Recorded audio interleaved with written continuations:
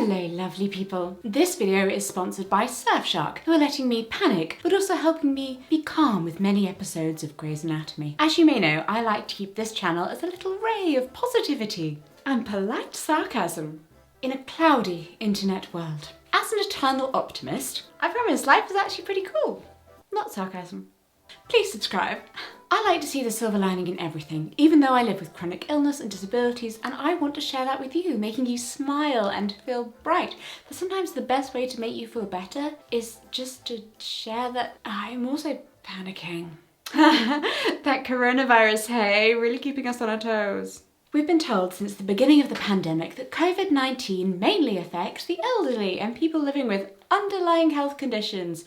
Those deemed to be vulnerable people will be receiving the most help when socially isolating or shielding. But what does this actually mean? Who is vulnerable, and what if, like me, you're vulnerable but not vulnerable in the right way? Panic buying of food in the UK began long before we were on lockdown, and to start with, it was actually pretty amusing. Photos circulated on Twitter of supermarkets looking perfectly normal, bar the toilet paper aisle, with their shelves bizarrely devoid of even a single sheet. We left laughing emojis on videos of people attempting to steer their trolley around a corner as it overflowed 228 rolls of toilet paper.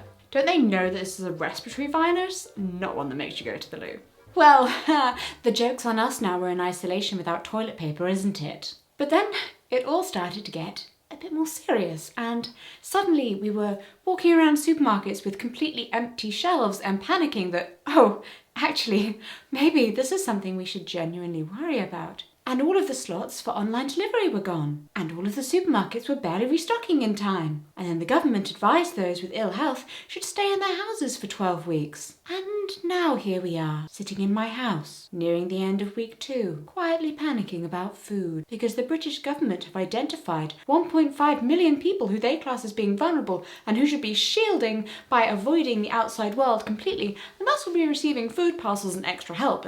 And this includes organ transplant recipients, people with specific cancers, severe respiratory conditions, rare diseases, and those on immunosuppressant therapies. And if you're on that list and haven't yet received a text or a letter from the government, by the way, then please do contact your GP immediately. Those in the vulnerable group should not attend gatherings of any kind and should not leave the house for any reason, including to buy food. I have wasted intercostal muscles, and I've previously had pneumonia and bronchitis a number of times. And I have an autoimmune disease. You know that time I thought that I didn't actually have mixed connective tissue disease because then now I've been diagnosed with Ehlers-Danlos syndrome? No, according to my doctor, I have both, so that's fun. Moving on. Despite that, my conditions are not listed on the government's vulnerable list. Now, don't get me wrong, I do not want to be sicker than I am. But there are a lot of disabled and chronically ill people who are falling into this grey area of being vulnerable, but not vulnerable in the right way. Think about it. Yes, a person with severe respiratory issues cannot leave the house because they would be more susceptible to catching COVID-19. But what about someone who lives alone, who uses a wheelchair, and doesn't have any accessible shops in the area? Both of these people need online deliveries, but only one can access the government's database for vulnerable people. Last week, I slowly started to get more and more freaked out as our food supplies ran low. I checked through every single supermarket delivery system. I sat in a 4-hour online queue just to log into my normal grocery delivery service, only to be told that there were no slots available for the next 2 weeks and no more orders would be taken after then anyway. Other supermarkets said they would only be delivering to those on the vulnerable list provided to them by the government or to older people. Lord knows how they were planning on working out ages from email addresses. Insert Hotmail joke here. Yes, this is exactly what you're subscribing for. I tried to sign up for the government's vulnerable people database, but I didn't fit in their very, very narrow classification, even though my GP told me on no uncertain terms to put myself at risk or leave the house. I realise it sounds like I'm whining, but that's just because I'm smiling. What I'm actually doing is panicking and crying on the inside. I'm currently doing weekly live streams on Sundays while stuck in isolation for 12 weeks. Thank you so much, faulty immune system. And I mentioned in the latest one that I've become obsessed with Grey's Anatomy during this trying time.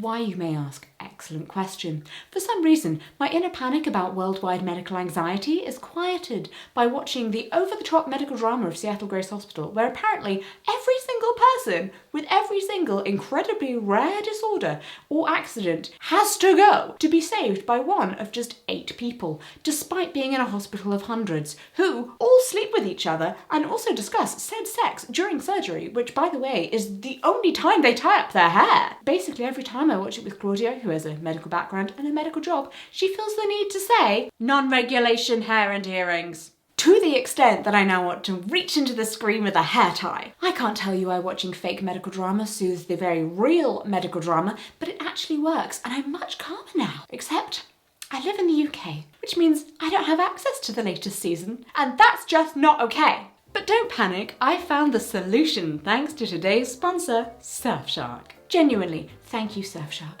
You have helped to calm my soul. Surfshark is a VPN app and browser extension that allows you to access the internet safely and without barriers. A virtual private network encrypts your data when you log onto public Wi-Fi, meaning that hackers can't gain access. It also hides your IP, meaning you can set your location as anywhere in the world, and thus watch videos that are available in those countries but aren't in yours, like Grey's Anatomy season 15.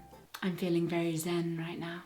You'll also be able to unlock some great content that's here on YouTube, like clips from American late night shows or things from the BBC here in the UK. I am particularly fond of Surfshark's VPN because it is the only one that lets you use one account across unlimited devices, meaning I can watch Grey's Anatomy on my phone, my iPad, my laptop, and my desktop. Have I talked about Grey's Anatomy enough? It also has lesbians. But this is not an advert for Grey's Anatomy because as fun as it is being able to access content you can't normally see thanks to Surfshark, the most important factor is safety. A VPN adds an extra layer of security when you're online to keep all of your passwords, photos, and videos safe. I mean, you might think it's hilarious sending ugly up the nose shots of your 15 chins to the private group chat, but you'll think it's less hilarious when a random stranger uses the Wi-Fi to steal it from you. And it's not just malicious data stealing that you'll be protected from.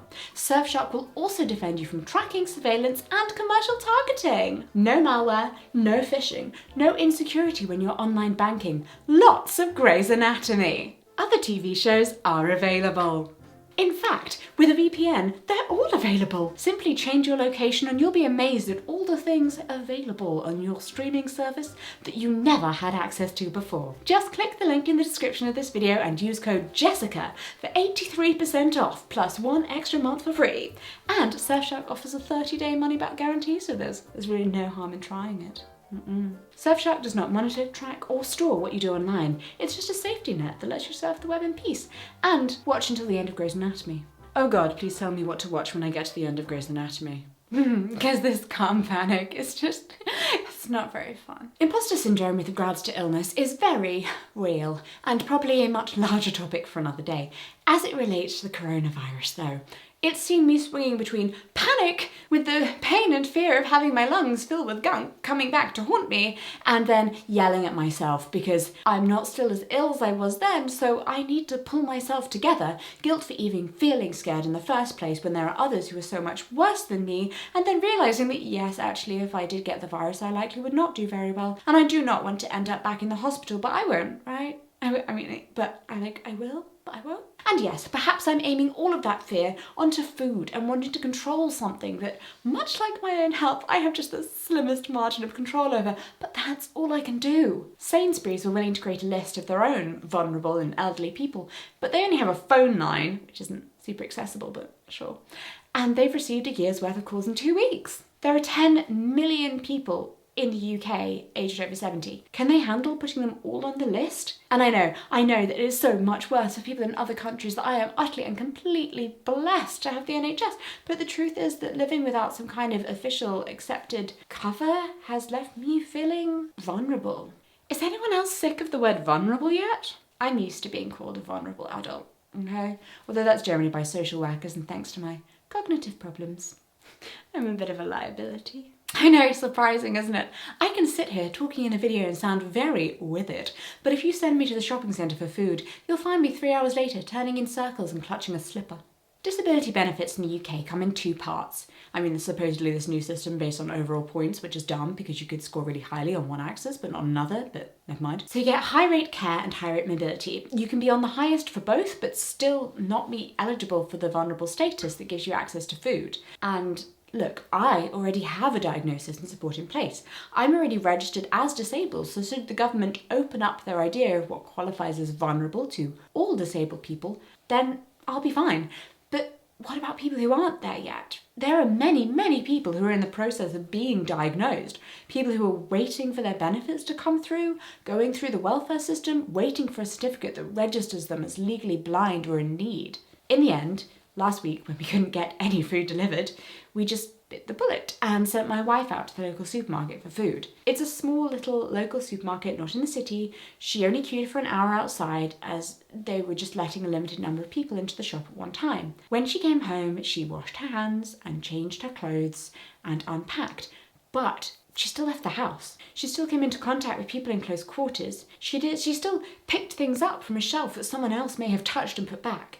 And doesn't that just completely negate the idea of isolating ourselves? And I know some families are keeping their distance even from each other, but how would that work when I physically need her help? There are a large number of disabled and elderly people who are in a far worse situation than me, who rely on carers who come in daily and don't live with them, which increases their chance of infection massively as these people are going in and out. My carer, Clara, doesn't have a car, so she has to take a bus to my house. Wow, buses are pretty gross at the best of times. She's been using a lot of her working hours searching for food recently because, I forgot to add, I also have to follow a special medical diet that means I rely on fresh food and can't just eat tins of beans and dried lentils or other things that make me bleed internally because the hospital's not where I want to be right now. I wish I had an answer to this problem, that this video had a message and a solution, but it doesn't because I don't. And that's okay. These are just my feelings, right?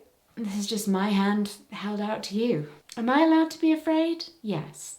Are you? Yes. We're all allowed to feel our feelings, no matter what they might be. No matter if we're scared that they're not valid, or know that there are others who have it worse, or 1,000 people on social media who seem like they're coping so much better because they can make jokes and laugh at this big, scary, invisible monster that we're all facing.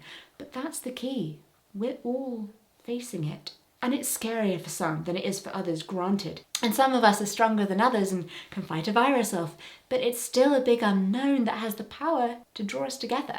Because we can all get through this if we work together. If we stay inside, follow the rules of social distancing, help those who are in need, spot who in our communities may need the most help, and then volunteer whatever effort we can give. We've gone through these things before, and we'll go through them again. And we can do this. Stay safe, stay calm, and I'll see you in my next video.